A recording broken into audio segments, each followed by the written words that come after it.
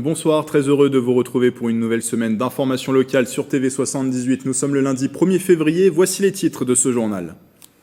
Premier week-end sous les nouvelles mesures sanitaires annoncées par le gouvernement, les grands centres commerciaux ont dû fermer leurs portes. Dans le même temps, le ministre de l'Intérieur a annoncé lors d'un déplacement dans les Yvelines le renforcement des contrôles liés au couvre-feu, reportage lors d'une opération des forces de l'ordre. Focus sur les PGE, les prêts garantis par l'État lancés par le gouvernement pour venir en aide aux entreprises affaiblies par la crise économique. Et dans les Yvelines, plus de 11 000 sociétés en ont bénéficié. Comment perçoivent-elles ce dispositif? Deux dirigeants basés dans le département sont nos invités. Et puis toute cette semaine, le dossier de la rédaction, portrait d'Yvelinois issus de quartiers qui continuent à s'y investir et à donner de leur temps pour leur commune. Ce soir, rencontre avec Ahmed Bouchikar, il est devenu médiateur social à La Verrière en parallèle d'une autre activité professionnelle. Avant de développer ces titres, l'alerte orange concernant les inondations levée dans les Yvelines. Le département est désormais placé en vigilance jaune suite aux précipitations du week-end et des inquiétudes en raison du niveau élevé de la Seine. D'après Vigicru, le fleuve pourrait atteindre et même dépasser les 4 mètres à Chatou et à Poissy, jusqu'à 5 mètres 61 à Limay d'ici demain soir, mardi. Quelques submersions de digues sont à prévoir avec certaines routes et voies de transport qui pourraient être inondées par endroits.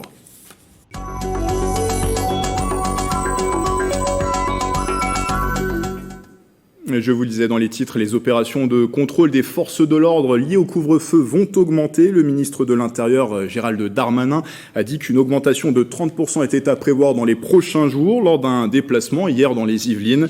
Samedi soir déjà, les forces de l'ordre étaient sur le pont pour ces contrôles. Les détails dans ce sujet de Célia Gatsongo et de Mélanie Poquet. Un trafic exceptionnel ce dimanche 31 janvier avec presque 400 km de bouchons relevés dans l'heure précédant le début du couvre-feu. Au péage de Buchelet sur l'A13, le ministre de l'Intérieur Gérald Darmanin a assisté au contrôle des forces de l'ordre pour le respect du couvre-feu à 18h. Il a annoncé que ces derniers allaient être intensifiés avec une augmentation de 30% des opérations depuis samedi 30 janvier. Exemple à la gare de Saint-Quentin en Yvelines, à Montigny-le-Bretonneux, où des contrôles ont été effectués. On n'est plus dans la pédagogie, ça fait longtemps qu'on est bien dans la verbalisation des cas qui posent problème, mais comme je le dis, avec pragmatisme, éventuellement avec souplesse, avec discernement, c'est tout le rôle des fonctionnaires de police. Autre point de contrôle ce samedi soir au rond-point des droits de l'homme à Guyancourt. Par ces temps qui sont quand même assez compliqués, c'est tout à fait normal de contrôler, ouais. On m'a demandé de présenter mon identité ainsi que mon emploi, c'est ce que j'ai fait. Et il m'a dit que je pouvais continuer mon chemin avec mon attestation et tout s'est bien passé. 65 000 contrôles ont été faits sur le territoire seulement pour la journée du 30 janvier et 6 000 verbalisations ont eu lieu à la suite de ces opérations de contrôle. Un renforcement des contrôles dans la lignée des dernières annonces gouvernementales. Vendredi soir, le Premier ministre Jean Castex a détaillé une nouvelle série de mesures pour freiner l'épidémie de Covid-19 et éviter un troisième confinement, notamment la fermeture des grands centres commerciaux, ceux de plus de 20 000 mètres carrés qui ont dû baisser le rideau pour 4 semaines minimum. La restriction est entrée en vigueur ce dimanche. Samedi, dernier jour donc pour faire ses courses. Mélanie Poquet a rencontré quelques Yvelinois aux abords du centre commercial Espace Saint-Quentin, c'est à Montigny-le-Bretonneux.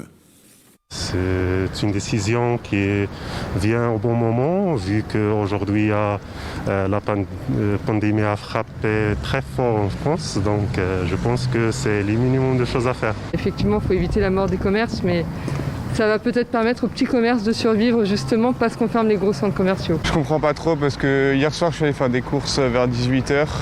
On était tous entassés les uns sur les autres. C'est franchement dommage pour les salariés des centres commerciaux parce que je pense qu'ils en ont marre. Il faut reconnaître que ça va être dramatique pour eux et on va avoir encore des fermetures de magasins qui vont se faire. Je pense que c'est très bien qu'on ne soit pas confiné parce que je crois que ce climat est de plus en plus anxiogène. J'aurais préféré qu'on confine parce qu'on va y aller au confinement. Comme je ne sais pas quelle va être l'étape du confinement, mais on perd du temps là, à mon avis. Et il s'agit bien uniquement d'une fermeture pour les centres commerciaux non alimentaires et pour une surface de plus de 20 000 m². Des nouvelles mesures donc pour freiner cette épidémie de Covid-19, éviter un troisième confinement. C'est un scénario qui est sur la table actuellement du gouvernement. Un nouveau conseil de défense sanitaire est prévu ce mercredi à l'Elysée. D'autant que si on regarde les derniers chiffres du Covid-19 dans les Yvelines, la tendance est à la hausse sur une semaine. À part pour le nombre de tests positifs, toutes les données sont en augmentation. Plus 13 pour le taux d'incidence, le nombre de nouveaux contaminés pour 100 000 habitants. Ça repart à la hausse également dans les hôpitaux, plus 84 hospitalisations sur une semaine. 7 patients supplémentaires placés en réanimation. Depuis le début de la crise sanitaire, 1210 personnes sont décédées du Covid-19 dans les hôpitaux yvelinois. Dans l'actualité également, ce drame à Maisons-Laffitte, un policier de 32 ans s'est donné la mort avec son arme de service. Son corps a été retrouvé à son domicile ce lundi. Le fonctionnaire travaillait dans le 8e arrondissement de Paris. Il était père de 2 enfants. Une enquête a été ouverte pour déterminer les circonstances et les raisons de ce passage à l'acte. Depuis le début de l'année, 5 policiers ont mis fin à leur jour.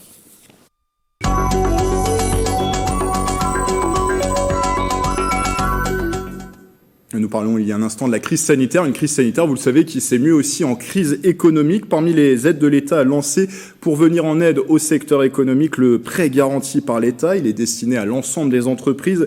C'est un dispositif qui permet d'obtenir un prêt auprès d'une banque qui sera donc garanti par l'État. Dans les Yvelines, plus de 11 000 sociétés ont bénéficié de ce dispositif pour un montant total de 2,2 milliards d'euros. Alors on en parle avec 2 invités, un qui est en plateau, c'est Krikor Dinarian. Bonsoir. Bonsoir. Vous êtes le dirigeant du restaurant La Fontaine qui est notamment dédié aux spécialités de la mer et il est basé à Montigny-le-Bretonneux. Il compte 7 salariés et également en visioconférence avec nous Mickaël Croitoriou qui est avec nous. Bonsoir par visioconférence. Bonsoir. Dirigeant, vous, de la société Automation 2000. C'est une PME de 16 salariés installée à Coignères dans le domaine de l'industrie. Et également en plateau avec nous de la rédaction de TV78, Nicolas Dandry. Bonsoir. Bonsoir Grégory. Pouvez-vous déjà nous rappeler quelles sont les conditions de ce prêt garanti par l'État ? Vous l'avez dit Grégory, toutes les entreprises peuvent bénéficier d'un prêt garanti par l'État. Elles le demandent auprès de leur banque. Le montant peut aller jusqu'à 25% de leur chiffre d'affaires. L'entreprise ne rembourse rien pendant 1 an. Et c'est au bout de cette année que le remboursement peut commencer. Par exemple, les premiers remboursements des PGE octroyés en 2020 vont commencer en mars prochain. Et dernière chose, Grégory, les PGE sont encore disponibles jusqu'au 30 juin 2021. Et quelles sont les entreprises qui sont concernées justement par ces PGE ? Eh bien, Grégory, ce sont toutes les entreprises qui ont été touchées par la crise sanitaire. On pense notamment aux entreprises fermées sur décision administrative. Mais autre situation, des PGE ont été octroyés aussi par précaution pour certaines entreprises.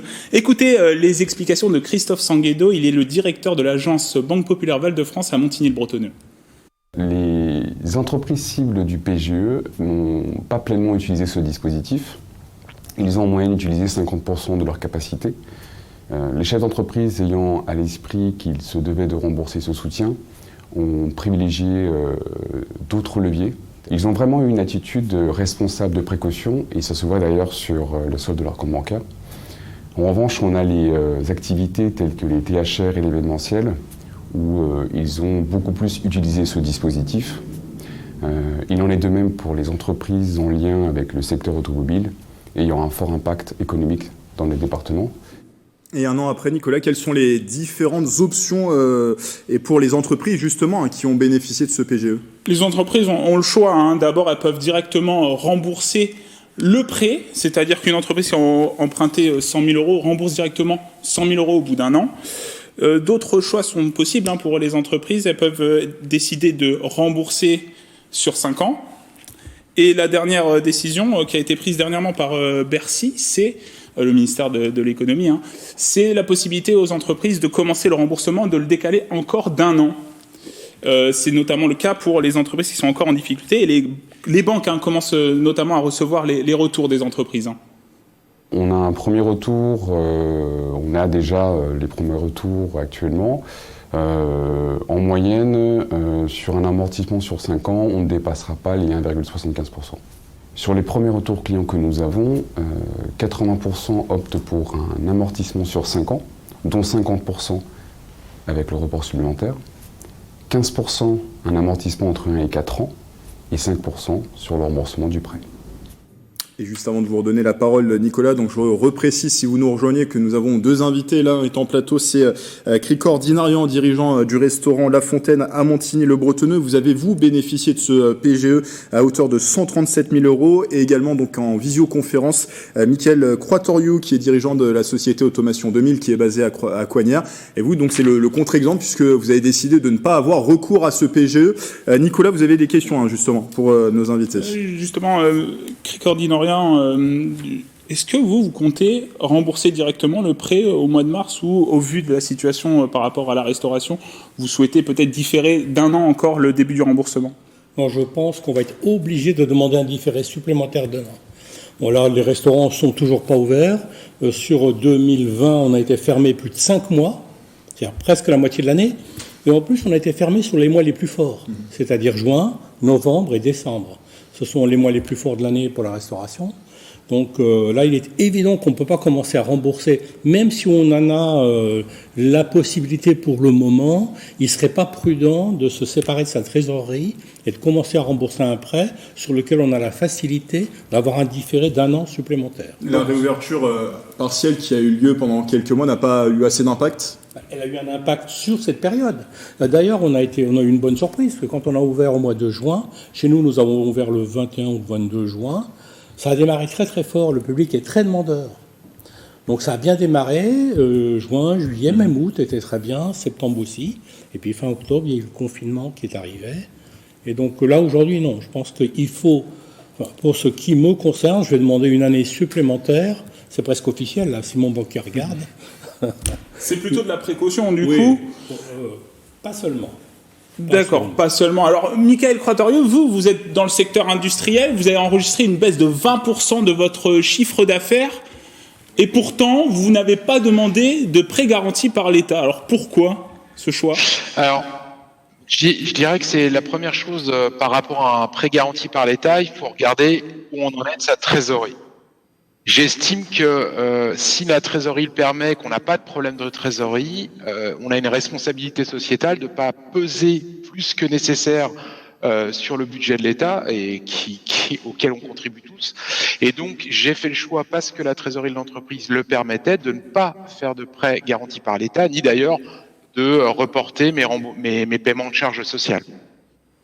Quand on voit la situation de Krikor Dinarian, on voit que par précaution, il préfère repousser le début de son remboursement. Et vous, il n'y avait pas de principe de précaution, disons, pour votre société? Alors, on fait tous des prévisions de trésorerie, on suit ça au jour le jour.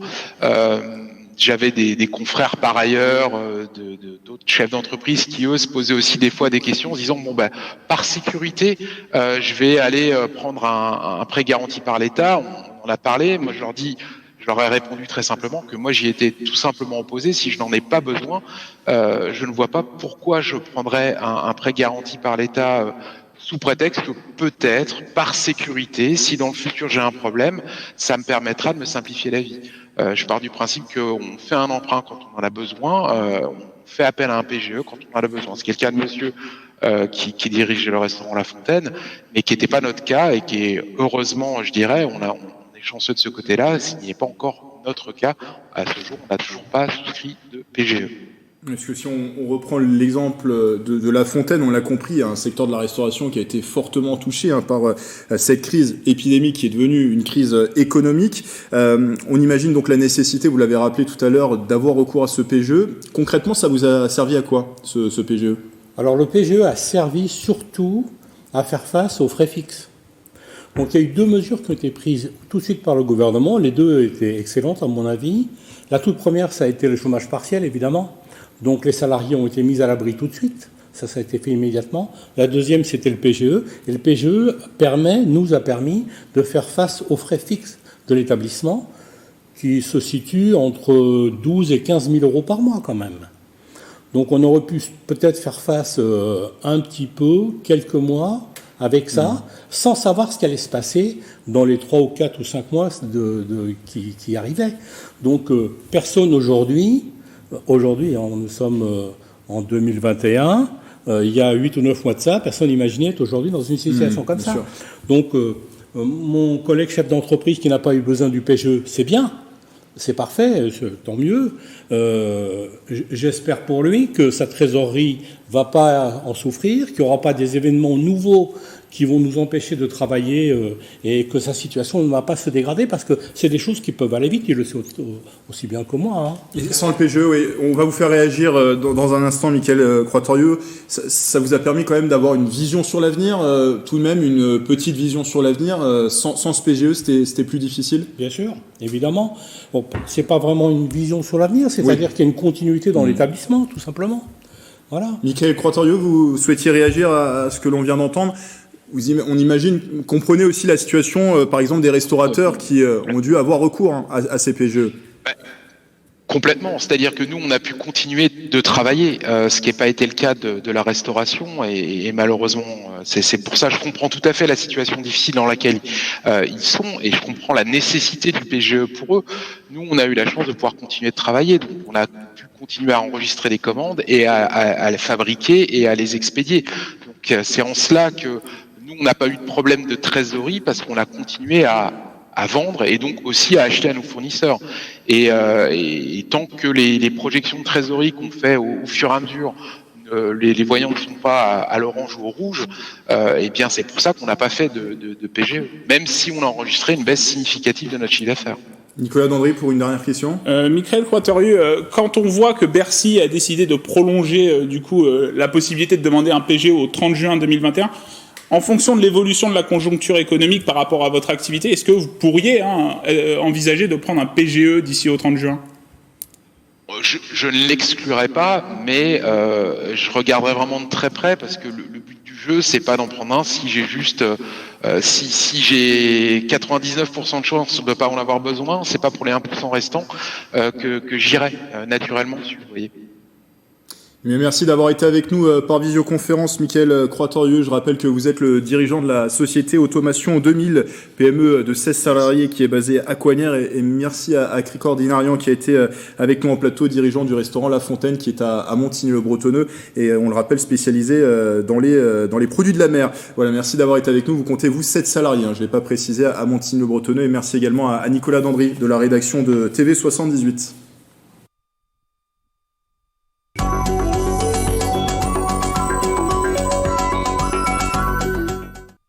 À partir de demain, le Sénat examine en deuxième lecture le projet de loi bioéthique adopté à l'Assemblée nationale en août dernier. Ce texte permettra notamment l'ouverture de la PMA, la procréation médicalement assistée pour toutes les femmes. À cette occasion, vous le voyez sur ces images, plusieurs associations, dont la Manif pour tous, réunies sous la bannière de Marchons aux enfants, manifestaient dans une 60aine de villes en France. Vous voyez les images à Versailles, mobilisation dans la Cité Royale, sur la place d'Armes, pour 1 millier de personnes selon les autorités, 8000 selon les organisateurs. Ces manifestants demandent le retrait du projet de loi. Ils dénoncent, je cite, une marchandisation du corps humain et des manipulations génétiques. Les débats seront ouverts durant 3 jours au Sénat à partir de demain mardi. Au chapitre politique, la visite d'Audrey Pulvar dans les Yvelines. La semaine dernière, elle avait annoncé sa candidature pour appel pour les élections régionales. L'ancienne journaliste conduira la liste Île-de-France en commun, soutenue par le PS, le PRG et Place Publique. Retour sur ce déplacement avec Astrid Bergère et Célia Gatsongo. Pour son premier déplacement dans les Yvelines en tant que candidate aux élections régionales, Audrey Pulvar a échangé avec des syndicalistes CFDT de l'usine Renault de Flins. À l'horizon 2024, plus aucun véhicule ne devrait y être construit. Une décision difficile à comprendre pour la candidate. Renault est un groupe qui a reçu des aides de l'État, y compris dans cette région, y compris pour le site de Flins. Et que cette aide n'ait jamais été conditionnée, que les aides de la région n'aient jamais été conditionnées non seulement à des principes des obligations environnementales, mais aussi sociales, ça semble inimaginable. Aujourd'hui, les salariés de Renault Flins produisent la Zoé et la Micra de Nissan. Avec l'arrêt de ces productions, il ne resterait sur l'usine que des activités annexes. Il y a un savoir-faire à Flins depuis des années, c'est fabriquer des véhicules. On a su faire même 3 véhicules différents, des électriques, des thermiques, même des véhicules de partenaires. On a été la première usine à fabriquer un véhicule électrique pour le groupe. Et toute cette expérience, cette expertise, on ne peut pas accepter qu'elle disparaisse demain. Ce qu'ils craignent, c'est l'impact sur l'emploi et sur le tissu économique local. On sait qu'un emploi direct dans l'usine de Flins génère des emplois indirects dans la région. Donc on pense qu'il y aurait 40 000 familles impactées directement par l'arrêt de la fabrication. Et ça aussi, c'est pas tolérable pour nos enfants, pour l'avenir et pour les commerçants et voilà, et pour tous les jeunes aussi de la région.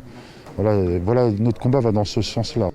Audrey Pulvar soutient donc les salariés de l'usine dans leur combat. De son côté, la direction avait présenté fin 2020 aux représentants syndicaux son projet de reconversion dans le reconditionnement automobile. On ouvre à présent dans ce journal un nouveau 7-8 dossier, un dossier de la rédaction qui est consacré cette semaine avec des Yvelinois. C'est une rencontre qui vous est proposée avec des Yvelinois qui ont grandi dans les quartiers dits prioritaires et qui ont réussi et qui s'engagent désormais dans leur commune. C'est le cas notamment d'Ahmed Bouchikar, originaire de La Verrière. Il assure la protection rapprochée de personnalités. En parallèle, il est devenu médiateur social pour la municipalité. Son portrait par Nicolas Dandry. Il a assuré la protection rapprochée de la chanteuse Taylor Swift ou du basketteur américain de NBA Kobe Bryant. Garde du corps de profession, Ahmed Bouchikar a débuté dans les métiers de la sécurité à l'âge de 18 ans. Il s'oriente ensuite vers la protection rapprochée en passant plusieurs certifications à l'étranger, ce qui lui a permis d'assurer la protection de plusieurs stars. En fait, ça s'est fait du bouche à oreille. Beaucoup du bouche à oreille. Donc on m'a appelé parce que j'avais un bon profil. Parce que j'ai été formé aux États-Unis, en Angleterre et au Canada, et aussi en France. Donc il m'a permis d'avoir ces multiples cartes pour aller de l'avant. Ce jour-là, Ahmed est venu s'entraîner au parc sportif Philippe Cousteau de La Verrière. Endurance, agilité, musculation, l'objectif est de maintenir une condition physique. En tant que garde du corps, c'est pas évident quand on a des obstacles. Donc il faut toujours se préparer pour ça. Donc c'est pour ça qu'aujourd'hui j'anticipe tout le temps à m'entraîner tout le temps dans le gymnase. Et si vraiment s'il y a un risque, moi je déploie le Kevlar et en même temps je protège la personnalité en fait. Son enfance, Ahmed l'a passé à La Verrière. Il a notamment joué au sein du club de football de la commune. Comme un signe du destin, il occupait le poste de gardien de but. Ça m'a beaucoup apporté, surtout avec des personnes qui étaient autour de moi, qui m'ont beaucoup conseillé. Après, tout dépend du domaine. Donc, ils m'ont beaucoup conseillé sur la vie, quoi. En plus de sa profession, Ahmed Bouchikar fait partie de l'équipe du week-end des médiateurs sociaux de La Verrière. Un engagement pour sa commune, son rôle, échanger et discuter avec les jeunes des 3 quartiers de la ville pour développer le lien social. L'important, c'est déjà de faire le lien avec tout le monde, en fait, entre les jeunes et les moins jeunes, entre la police et les jeunes. On sait que des fois dans la vie c'est pas facile, mais voilà, on peut toujours s'en sortir avec les bonnes personnes et on peut être toujours bon conseiller. Même si des fois dans des familles ça peut pas le faire, où chaque personne, comme des jeunes, ils sont mal orientés, donc nous on est là pour ça, pour les aider, les orienter. Pour Ahmed, la médiation est complémentaire avec sa profession. Dans le contexte de la crise sanitaire, difficile de trouver de l'activité dans la protection rapprochée. Le Verrièrois espère des jours meilleurs avec en perspective la Coupe du Monde de rugby en France en 2023 et les Jeux Olympiques de Paris en 2024. Et puis pour refermer ce journal, le Zoo de Thoiry propose de vous le veto pour découvrir un parcours de lanterne à partir de 7h30. Une balade dans le parc baigné de féerie est proposée aux visiteurs. Célia Gatsongo et Mickaël Elmidoro. Un spectacle féerique, c'est ce que propose le zoo de Thoiry avec son parcours d'1,5 km de lanterne. On découvre des animaux fantastiques, des animaux domestiques, des animaux du zoo.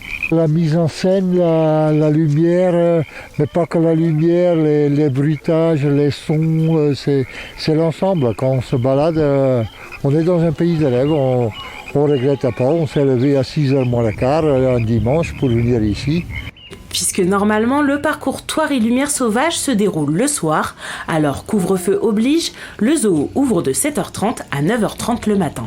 On inverse la journée, c'est-à-dire que 7h30, 9h30, on voit le lever du soleil cette fois, et pas le coucher du soleil, avec toute la féerie et la magie qu'on peut trouver le matin avec de la brume et autres. C'est magnifique également, c'est une autre expérience. Et la brume ce matin-là était bien au rendez-vous, et ce ne sont pas les horaires matinaux qui ont arrêté les visiteurs. Je me suis levée à 5h30, mais bon, ça me gêne pas. Pour faire des belles choses comme ça vaut la peine. Ça fait quand même presque 1 an qu'on fait plus rien du tout, et le fait qu'ils aient quand même réussi à ouvrir et à garder au moins ça, une petite respiration un petit peu dans tout dans toute cette vie un petit peu morose. L'éveil de Thoiry devrait se poursuivre ces prochains week-ends en attendant le lancement des hébergements de Thoiry au printemps, une expérience nocturne au sein de la réserve des ours. C'est la fin de ce journal, merci de votre fidélité. Dans un instant, ne manquez pas le 7-8 Sport présenté par Mickaël Elmidoro. Il reviendra notamment sur la 3e place au Vendée Globe obtenue par le skipper des Yvelines, Louis Burton. Du football également à suivre avec la qualification au 7e tour de la Coupe de France des Yvelinois de Conflans. C'est à suivre. Quant à nous, on se retrouve demain pour une nouvelle édition du journal. Très belle soirée avec TV78.